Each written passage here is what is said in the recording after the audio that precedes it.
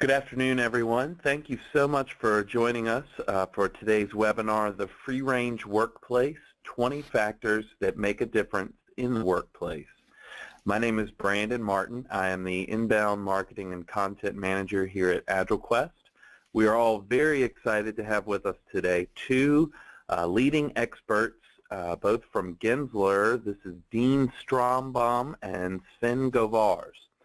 They're going to explore the quality of work and life per square foot and the responsibility we have to pursue and defend user-centric design in the modern workplace. With data and research showing that only 1 in 4 workers today feel as though they're in an optimal workplace environment, it's more important than ever to address the gap between today's workplaces and workers' needs. Be sure to type your questions into the Q&A box in the panel on the right of your presentation window, and we will do our best to answer them all in the allotted time. For those that we don't get to, we'll ask Dean and Sven to answer them offline and send along to you. We are recording this presentation, and we'll send out a link for you to download the video as soon as possible. So again, thank you for joining us. I'm pleased to welcome Dean Strombom and Sven Govaars. Thank you very much. This is Dean Strombom. Sven is joining us from another place in the country, so we'll see how this technology works for us. We've been practicing most of the day, so we'll see how it goes throughout the talk. But I just wanted to start by saying we appreciate the opportunity to give this webinar, and Sven and I have been giving presentations along this line now for 6 years.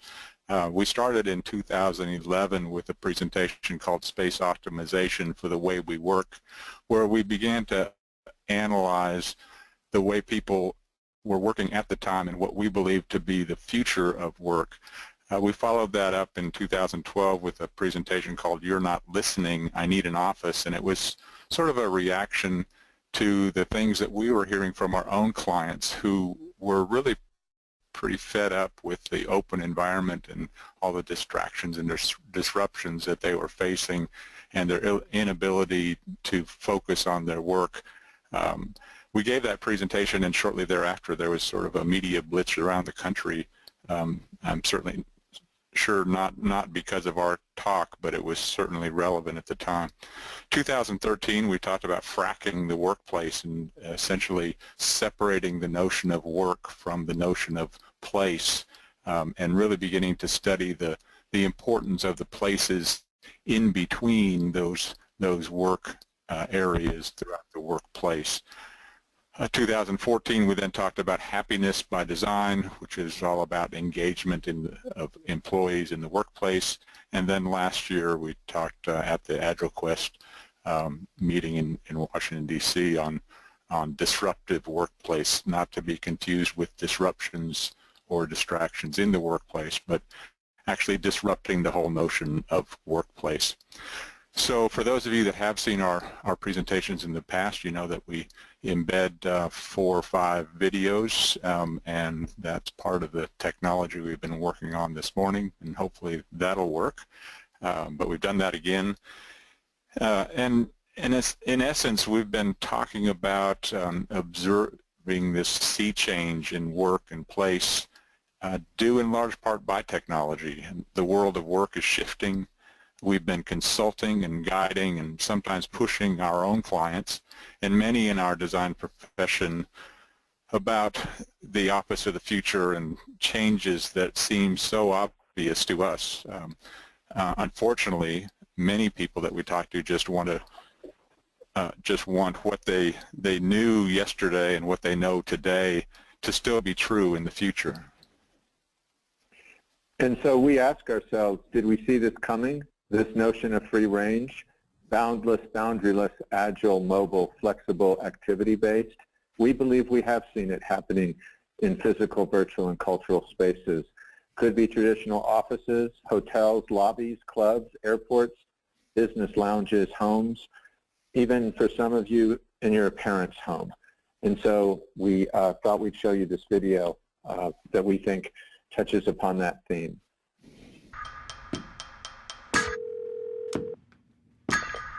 Michael, how are you? I found something really interesting. The whole housing market is propped up on these bad loans. They will fail. The housing market is rock solid. It's a time bomb. So Mike Burry, who gets his hair cut at Supercuts and doesn't wear shoes, knows more than Alan Greenspan. Dr. Mike Burry, yes, he does.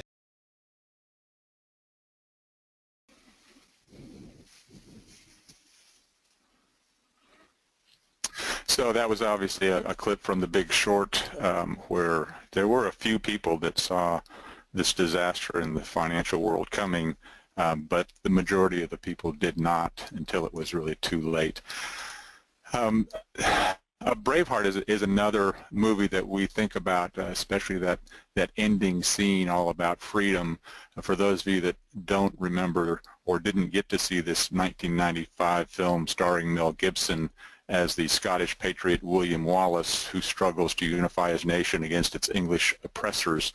At the end of that movie, he has this terrific speech that he's giving. It's a challenge to the villagers, and it goes something along the lines where he's of this. He says, "Fight and you may die, run and you'll live, at least for a while. And lying in your beds many years from now, would you be willing to trade all the days from this day to that for one chance, just one chance, to come back here and tell our enemies that they may take our lives, but they'll never take our freedom?" You will live. Aye. Fight and you may die. Run and you'll live. At least a while. And dying in your beds many years from now, would you be willing to trade all the days from this day to that for one chance, just one chance, to come back here and tell our enemies that they may take our lives, but they'll never take our freedom!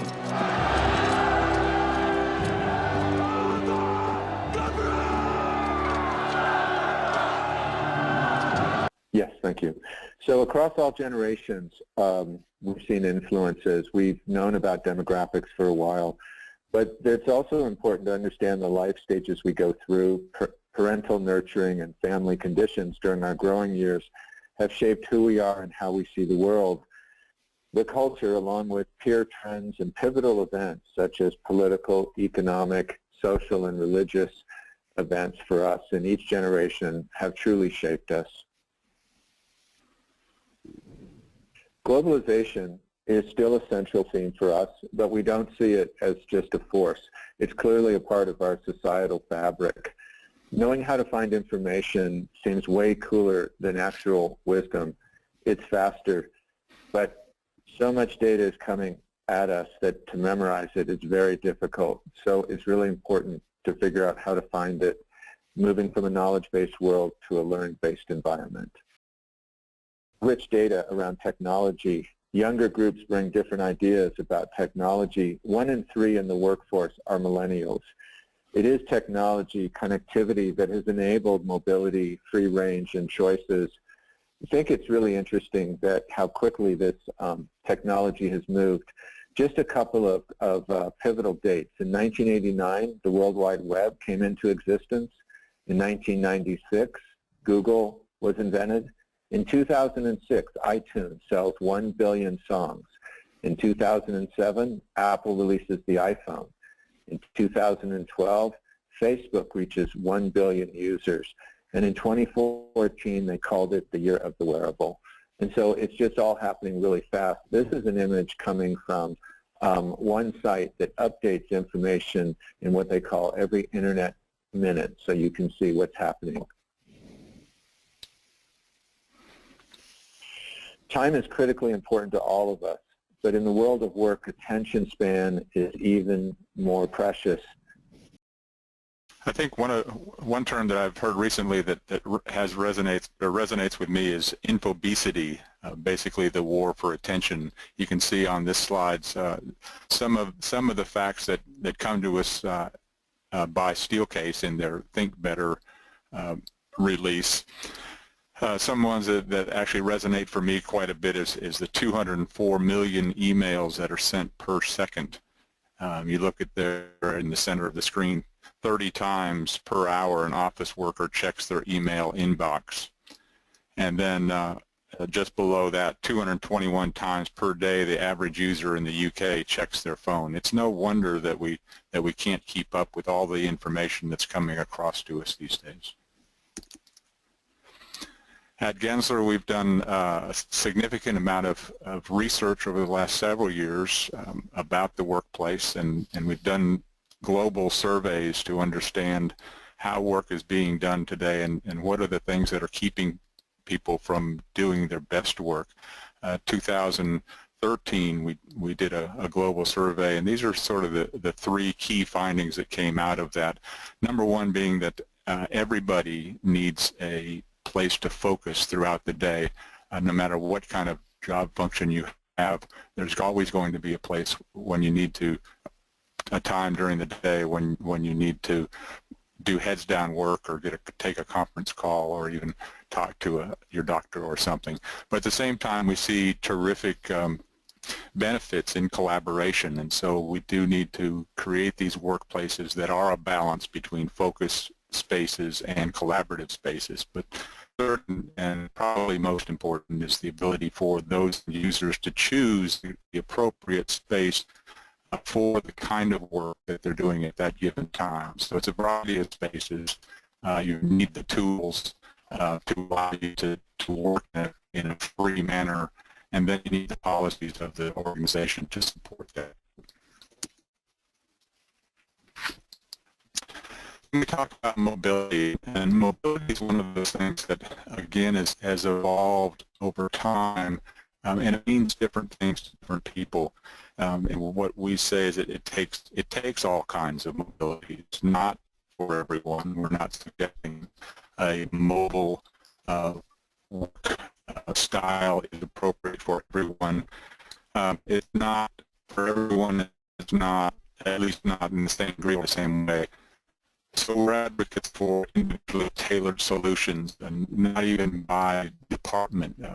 People fall into this trap thinking that all people doing this work should be in the same level of mobility throughout their day. And we think it really comes down to an individual basis where people are freely moving between places to work.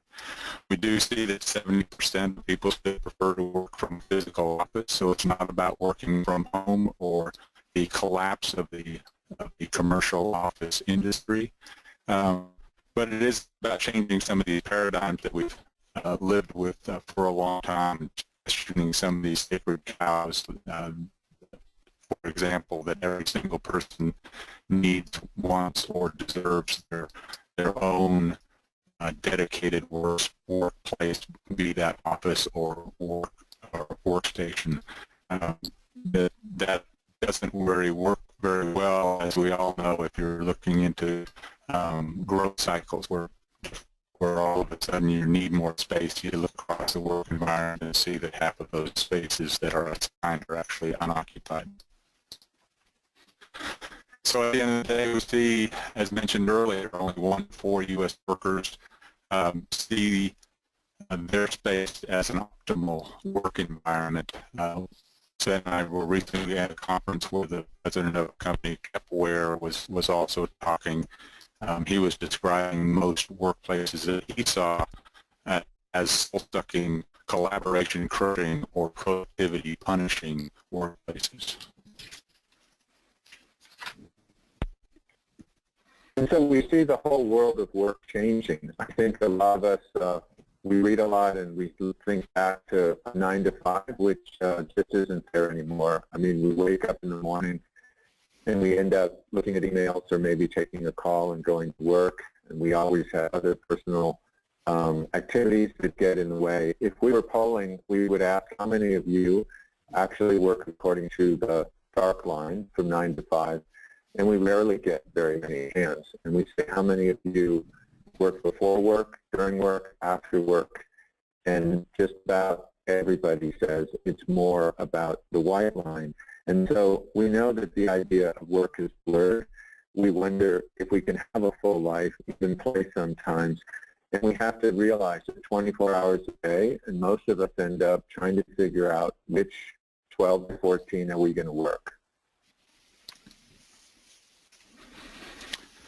So in education and in the workplace, we hear about the need to raise standards. What we see in both of these worlds is more about standardization.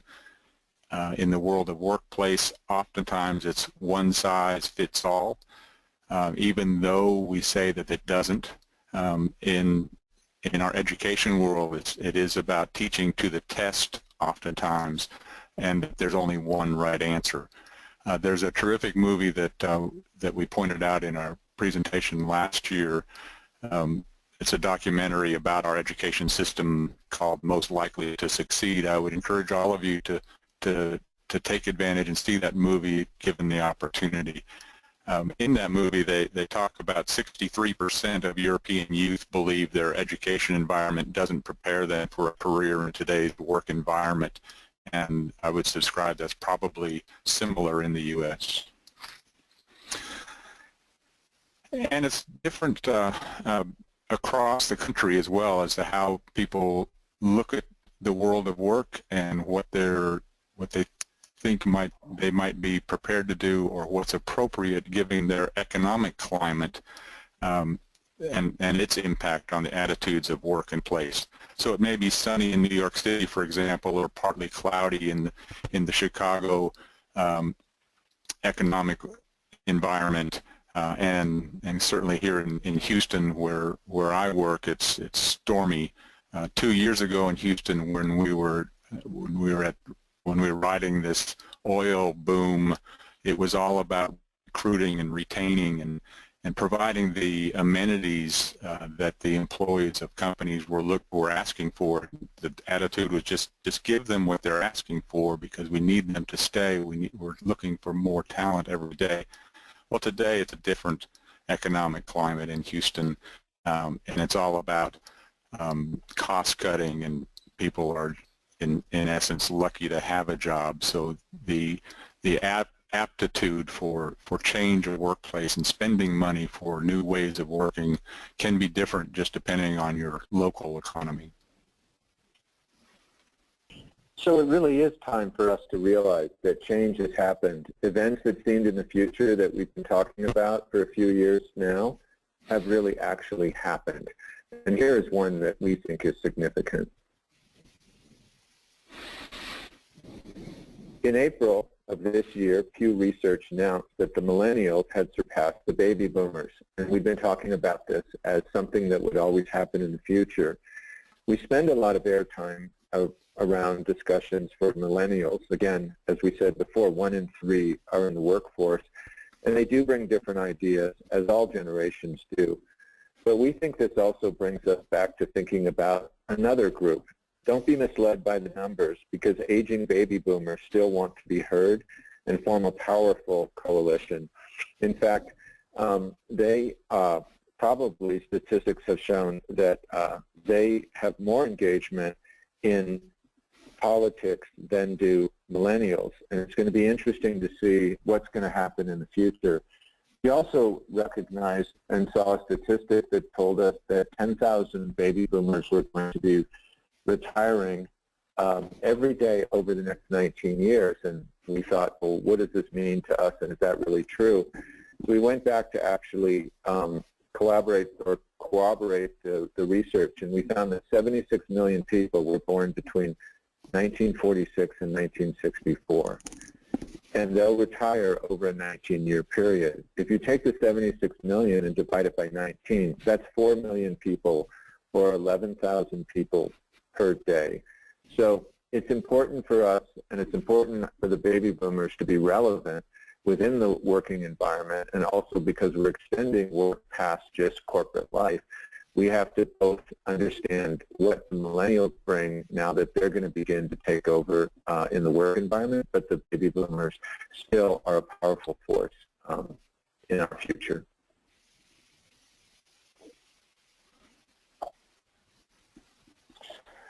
And so this is an interesting video that we wanted to show that actually came out in the 1960s. And it also, I think, tried to foretell a future that people thought wouldn't possibly happen. Now, this is where a man might spend most of his time in the home of the 21st century. This equipment here will allow him to carry on normal business activities without ever going to an office away from home. This console provides a summary of news relayed by satellite from all over the world. Now, to get a newspaper copy for permanent reference, I just turn this button, and out it comes.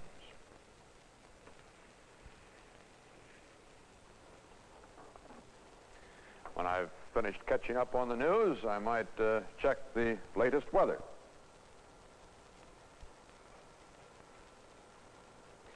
This same screen can give me the latest report on the stocks I might own. A telephone is this instrument here, a mock-up of a possible future telephone. This would be the mouthpiece. Now, if I want to see the people I'm talking with, I just turn the button and there they are. Over here, as I work on this screen, I can keep in touch with other rooms of the house through a closed-circuit television system. With equipment like this in the home of the future, we may not have to go to work. The work would come to us. In the 21st century, it may be that no home will be complete without a computerized communications console. Okay, it worked that time. So we do see this world of blending and blurring, as Sven was talking about, this this day that's no longer from 9 to 5. It's no longer in balance either, but we talk about a world of live and work and play. And it's a sliding scale that changes seemingly every day. The rules of work have actually changed. We are now always on. We're always connected. We're always working. Everything is urgent, and we adapt or perish. And anything that can be digitized will be. Everything is connected. Information resides in the cloud. Knowledge spreads instantaneously, good or bad. And ideas can and will come from anywhere. So we want to make sure that live, work, play can connect to free range for us. And so we've been working with a new formula for ourselves in tying mobility and process and meaning back into free range.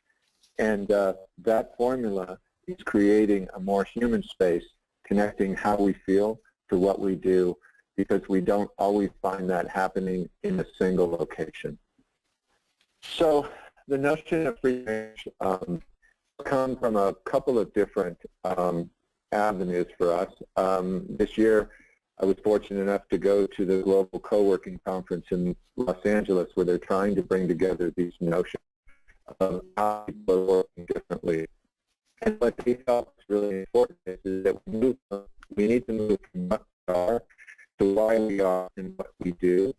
And so each of us needs to go through and understand the work we do and who we're designing spaces for. We need to incubate our ideas, integrate them into our lives and into our design and the design factors we use, and innovate to be able to range freely.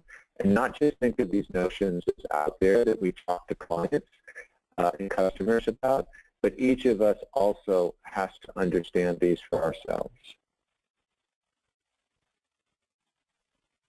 So people understand themselves better than ever. Most organizations now participate in a number of tools and testing sites for their employees to better understand what makes them tick. It might be strength finders or various and sundry personality tests. There's been a lot of work by Susan Cain and others on introverts versus extroverts.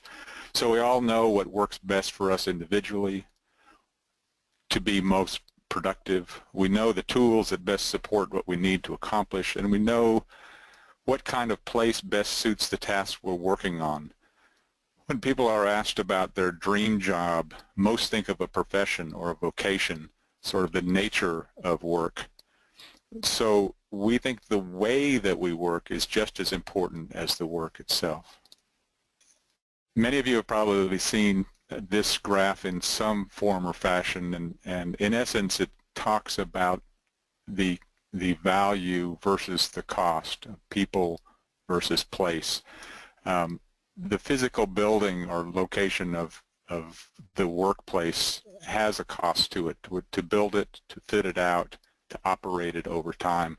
But it's really the people that occupy that building over its life that are the largest expense of that building.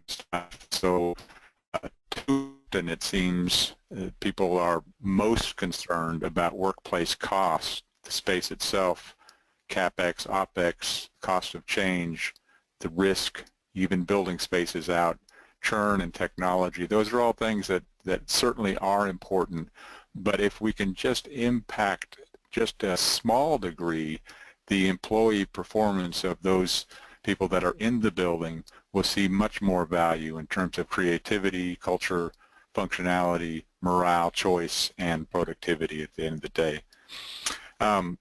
There was a survey done by the Property Directors Forum not too long ago asking what metric is most important to leadership.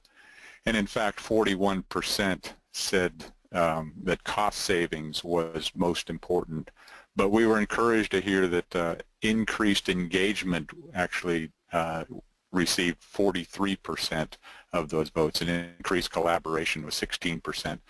So we begin to see the importance in leadership's minds of engagement and collaboration, at least marginally more important than cost savings.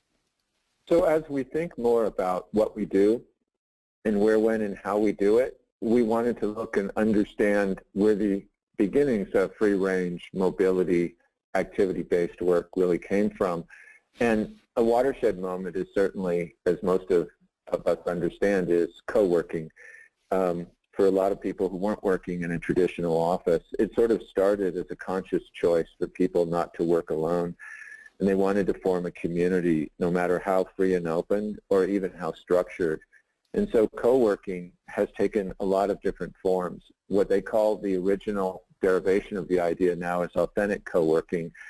There are also terms like consumer co-working and corporate co-working, which divides it into the sort of different sectors. Startups, where people want to come together, have new ideas and get together. Incubators and accelerators, a lot of them are run by foundations and they're run by larger companies. They're not all happening within the same space. They're deriving for us a whole new vocabulary and way of understanding what free range can be for the individual. So just to run through some of these spaces that you're probably all familiar with, some of the features that we believe are important in all workplaces. We work with the glass on all three sides, providing daylight to deepen into the workspace. For this one, when we talk about a home-like environment and creating places that are sort of a blending between your life at home and your life at work. Materials that you see within workplaces as well as plants in the workplace. And then the sense of community, that everybody's sharing place but also working together to create innovative projects. And intensity, that there's an ability to work very hard and yet have places to get as well. And finally, the space for idea generation. This is our own office in Houston, where we've tried to take this to heart and study some of these same principles we've been advocating. This is sort of a mix of 5 different work modes of focus and collaboration, learning, socializing, and rejuvenation. At the end of the day, we don't think there are any more neutral environments. Yeah, we always have to think about what the organization is thinking of its people when they provide a workplace. And equally, we as designers and creatives need to think about the people we're creating for and what is it that we intend to provide, because workspaces speak to us. So we really have to think about what do we want them to say.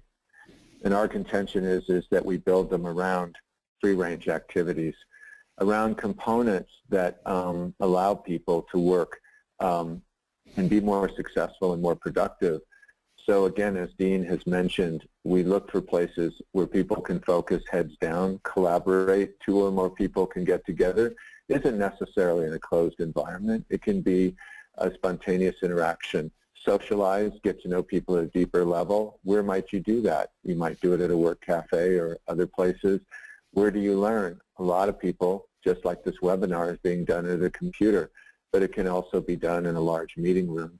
And then the 5th one, which we've been trying to bring into the work environments for people, is the more human element, which is the recharge, rejuvenate. We tend to think of people as coming only to work, but they have personal lives, they have other things they need to take care of, and they also need to catch their breath, potentially a home away from home. So we're finding that it's very difficult today to program spaces even 1 to 3 years out, let alone 5, is almost impossible. And because of that, it's shaping our approach to free-range spaces. It's bringing in more universal design, and it's making us understand and relearn our vocabulary, our activity modes, the design factors we use, the space types. You can see here some of the sort of new names. They may be reflecting older ideas before, but these are coming together for people to be more free-range, to be more mobile, to be more agile and adaptable.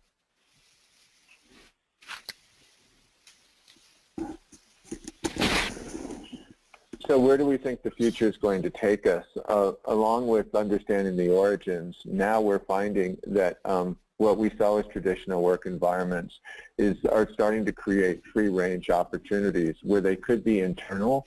So it's within the me and we space. It's not either or, it's both and. Externally, you may go somewhere else to be able to accomplish something that you want to get done.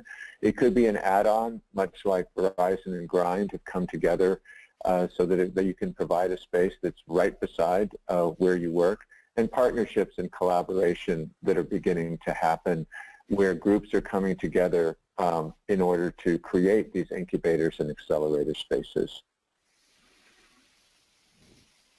So again, just some visual examples of what these spaces are beginning to look like.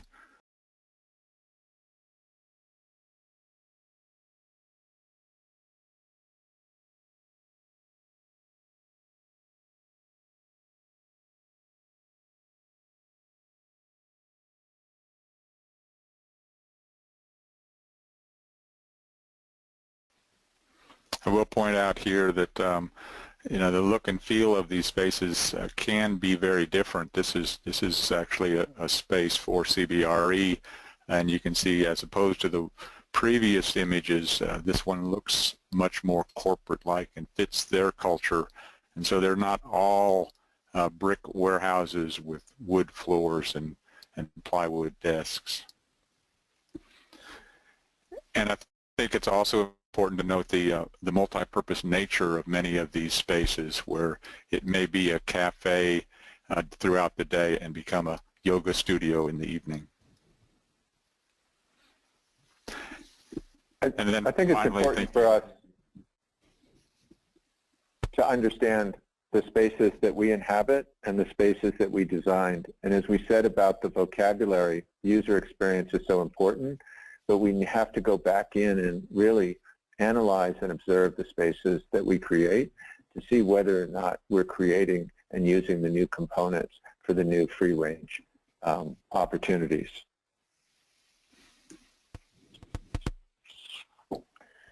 So how do we get there? How do we go to free-range spaces? I think that it opens an opportunity for free-range thinking. And so we want to take a few minutes and go through and talk a little bit about how we accomplish this, and what are the tools and services that we use in order to get at these ideas.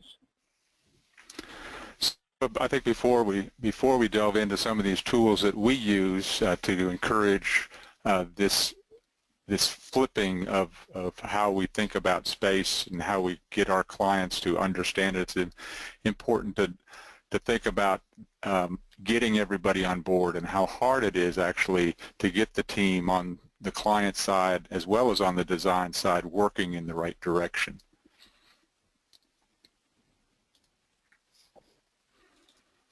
This man right here is my great-grandfather. He's the first cat herder in our family. Herding cats. Don't let anybody tell you it's easy. Anybody can herd cattle. Holding together 10,000 half-wild short hairs, well, that's another thing altogether. Being a cat herder is probably about the toughest thing I think I've ever done. I got this one this morning, right here, and if you look at his face, it's just ripped to shreds, you know. You see the movies, you hear the stories, I'm living a dream. Not everyone can do what we do. I wouldn't do nothing else. So again, the biggest risk to successful workplace implementation is in leadership behavior. A recent survey was done that identified leadership behavior as 41% of the people surveyed felt like that was the biggest risk to the successful workplace strategy implementation.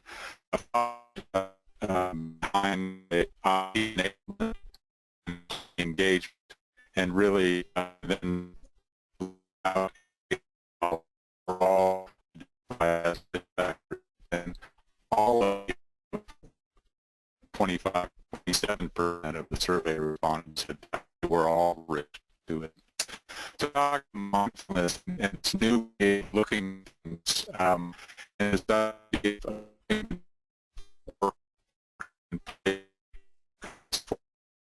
match in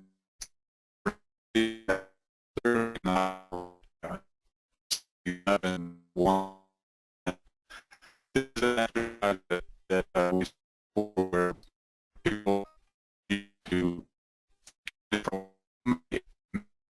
what you need to remove in order to make the form correct.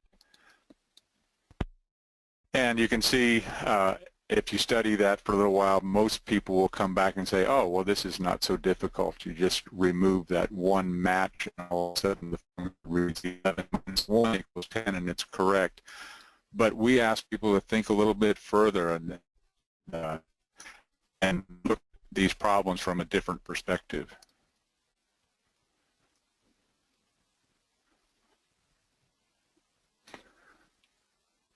So if you turn that formula upside down and not remove any of the matchsticks, the formula reads 10 equals 1 plus 9. So, but you have to look at things from different perspectives in order to think about a new way of working.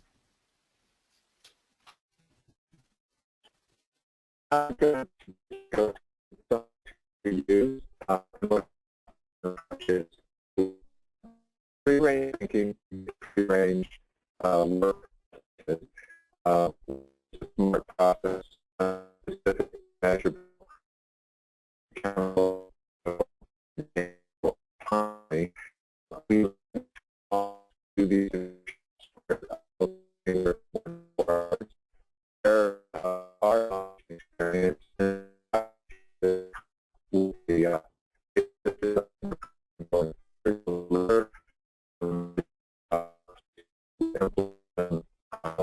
change management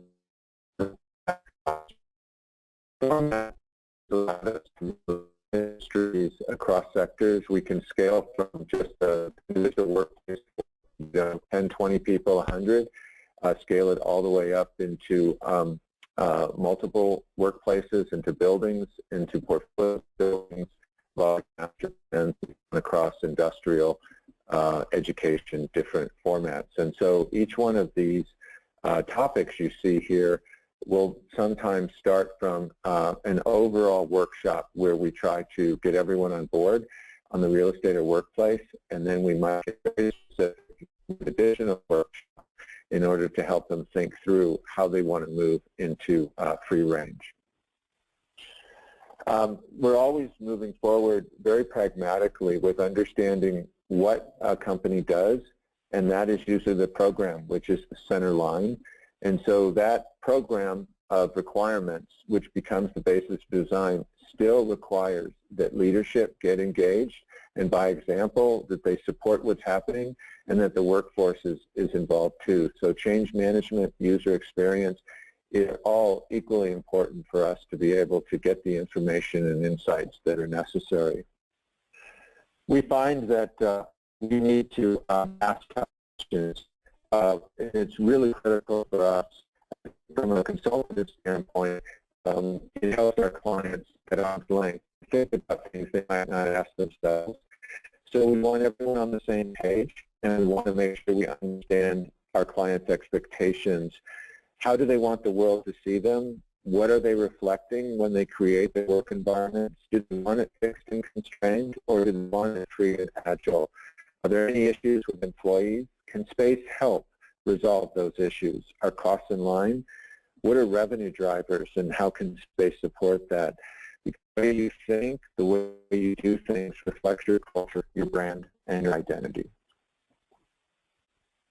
It's important also to have engagement from the beginning in these workshops, and so when we're asked who should participate, we want to make sure that at the end of the day for the workshops that we have the champions from within an organization who will deliver the message that's determined throughout the course of the workshop, get that message out to colleagues and get them on board. So this is one of the tools that we work with, and just showing how we work with companies to understand their own culture, their work style, and the visual style in this case.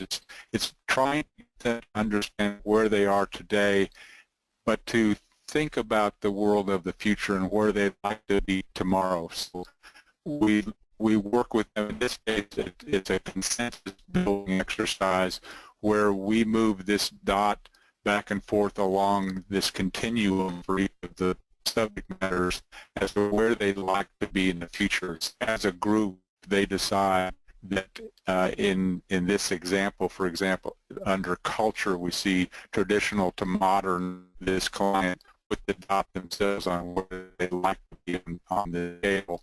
So at the end of the day, when they add all this up, they begin to collectively, as a group, understand where they'd like to be in the future. Then the conversations about, well, how do we do that together? Sometimes also we do individual exercises. This is another one that's similar to the last one shown. But we give everyone their own dots and ask them to put where they think they ought to be on these scales for each of these districts. And then we look at the average and have conversations around that.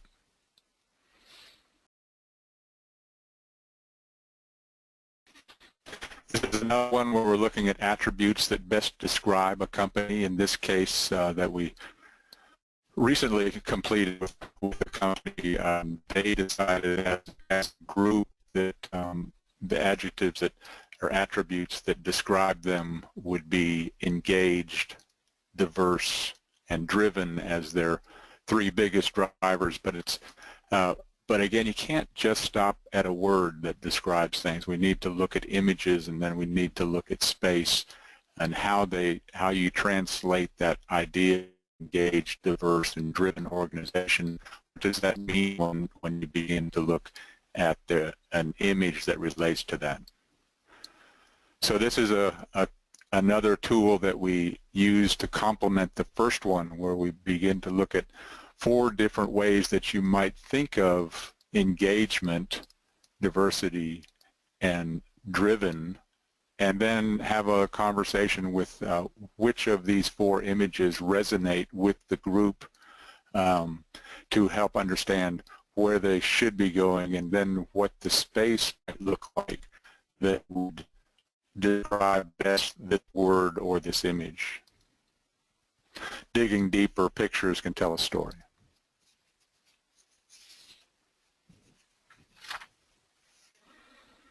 We also know that we tend to feel before we think, and then we act. And so it's important to drive deeper into user experience and come up with an experience design strategy. This is an example of where we're looking at experience from when people get up and arrive at, whether it be a workplace, a building, it could be a festival. What do they do to enter into that experience? What happens during that experience? And then after it's over and they exit and they're leaving, what are the memories that they have? What are the things that are important about what they were just involved in? And so at the bottom, you can see the use of avatars or personas. And these personas, we look at, on the left you see AEIO, which is about activities, environment, interactions, objects. And the U in the vowel vocabulary is you. And we're trying to understand what each person's experience is, what does this person want, what forces or experience motivate them, and what can we do for this person to get a deeper understanding of what free range might mean to them. We also use the design factors that influence physical, emotional, and cognitive health. We look at the correlations, and on the left-hand side, taken from the research that Gensler has done in the Workplace Performance Index and also from other industry experts and companies. These 10 design factors are the ones that we can really lever in helping people have better experiences. And this is how designers can change space and behavior, how we can create a multi-sensory workplace into understanding what people do. And then we also provide activities which can be done today. Doesn't necessarily require that we go out and develop these things. People can take an active understanding when they go out into new spaces to see how these influence them, and if they're designing for other people, what they can use as a tool. So free range takes a number of different activity types, and sometimes it's evolutionary. This diagram moves from assigned space to flexible space in the design, and from closed to open.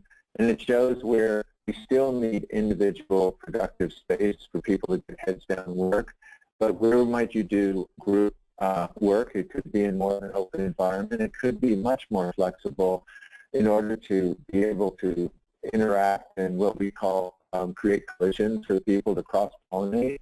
And then where do you go to rapidly prototype, get your ideas out to create the results, and then you may go right back into an individual productive workspace. So one of the speakers at the Global Co-working Conference was Brian Mees of Rocket Hub, and he said human moments require physical presence. And so it really is all about understanding people. The experiences that each of us have, I think that we need to think about what we want in terms of being able to create spaces for ourselves, but also for our clients and customers. We need to keep calm and think about how complex some of these ideas are so we can change the game and create value for ourselves and for others. And I think we also need to have the courage to speak freely about these changes that happen. We need to act freely, we need to feel free, and we need to range free. So borrowing from William Wallace, who was interpreted by Mel Gibson, our challenge to this community of owners and managers and designers: you can push the envelope of conventional wisdom for creative solutions that are human-centric, or you can do what you're asked, delivering yesterday's solutions at commodity-based fees, at least for a while. Years from now, you'll look back on your career and evaluate what you've contributed, what value you've added, and how you've made a difference. You will live. Aye. Fight and you may die. Run and you'll live. At least a while. And dying in your beds many years from now, would you be willing to trade all the days from this day to that for one chance, just one chance, to come back here and tell our enemies that they may take our lives, but they'll never take our freedom!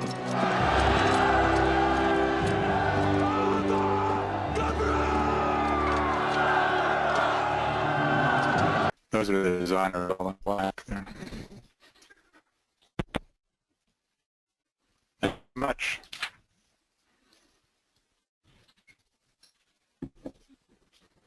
Dean, and thank you very much for today. We've had a couple of questions come in, and I believe we have a few minutes. Okay. First question, a metric we are familiar with is return on investment.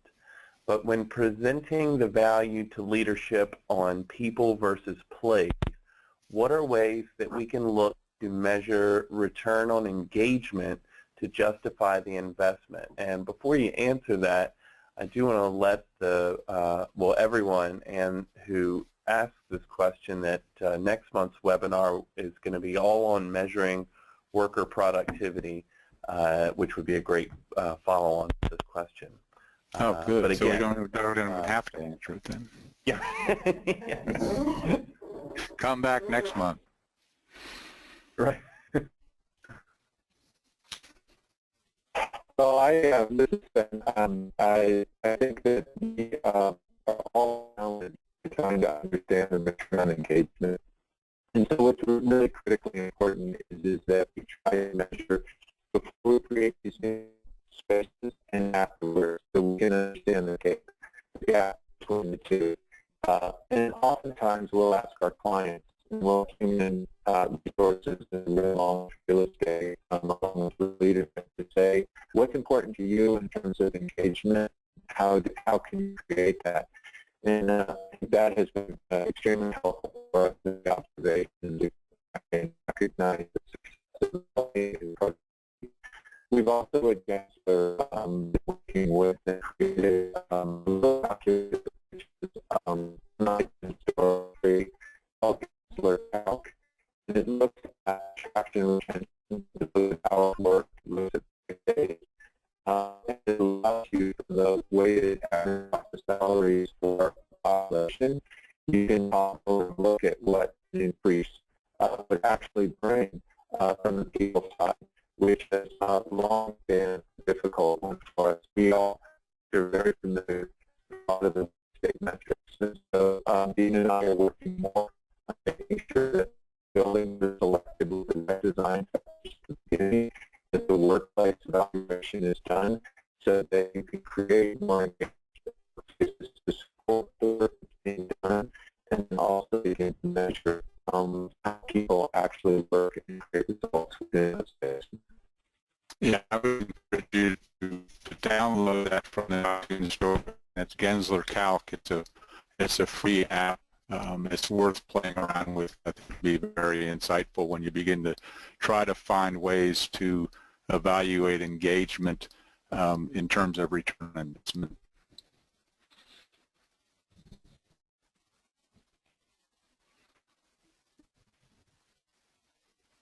Other questions? Yes, actually, kind of along in the same lines, what kind of dip in productivity should we plan for when some kind of big change causes a disruption, and how long would we expect something like that to last? Well, this is Sven again. So I think that's an interesting question, because I think that 5 or 6 years ago, we were still looking at change management and productivity, and when people were making a change, they would pull out their Kubler-Ross on death and dying chart that says that everyone's going to go through this dip, and that it's going to take a while for them to come back because they're going to say, why are you doing this to me? We don't believe that's necessary any longer, and we believe that you can keep a very high level of productivity if you engage at the onset of looking at a major change in a work environment or a building, and use change management to keep people's attitudes and understandings high, that you're transparent to them, and you utilize tools so that they understand the better work environment and what's in it for them from their individual perspective, not just from the organization. And so I think that we don't subscribe to thinking that there's a major dip. We know that every person is different and people are at a different readiness profile, and so we will try to understand that at the beginning. But we generally talk about what an exciting opportunity is to make the change, and we have seen in the work that we're doing levels of engagement staying very high and then catapulting themselves when they're in the right work environment.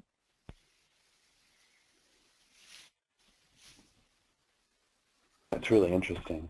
We've had another question come in. If you could, you mentioned on add-on space. If you could detail that a bit more and possibly provide some examples. I think there's a lot of corporations that are beginning this world of co-working and trying to figure out if it's successful in a third location where people leave their office, leave their home, and these other locations with this unique kind of engaged work. How can we take those same philosophies and incorporate them into the workplace? And many of them are doing it by adding on or bolting on sort of a co-working environment onto their existing offices, and oftentimes this is in a corporate campus sort of situation where we have many clients that would like to dip their toe in this serendipity and casual coincidence and all very well for people to meet on, to provide some complete environments that are adjacent to both their more traditional or conventional workplace. See how it's made for their employees. And this one has you mentioned earlier, a bit provide like that. So it's interesting that we're all talking for 5 minutes every hour. People to work 5 hours, need some less than 15 minutes to take a short food. Now you will be away from your people, whether it be in a culture, whether you provide space. Increasing productivity and engagement for the experiment was that if we're all with results, you're not necessarily working for someone. So it helps certain people because they're all good in their life. And I think it's very worthwhile experiment.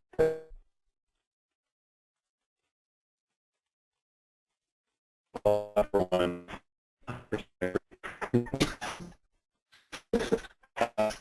I want to time to get in all of our thank yous.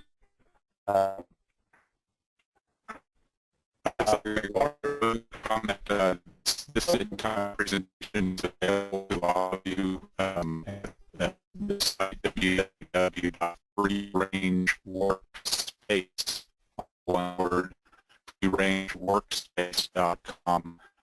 On that site, you'll find some information for your use. That's great. We'll actually send that in a email recording. So once again, I want to thank the teams for informative and engaging.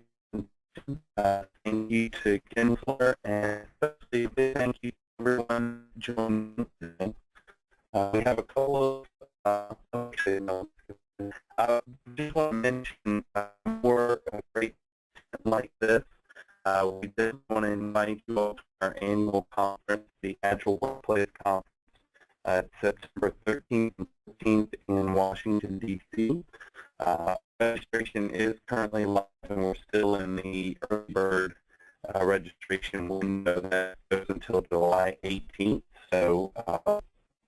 sure to join at agilworkplaceconference.com to see a recording of this webinar or for upcoming AgilQuest webinars. Please visit agilquest.com/webinars. And just want to mention we have one coming up next month. It's on July 20th.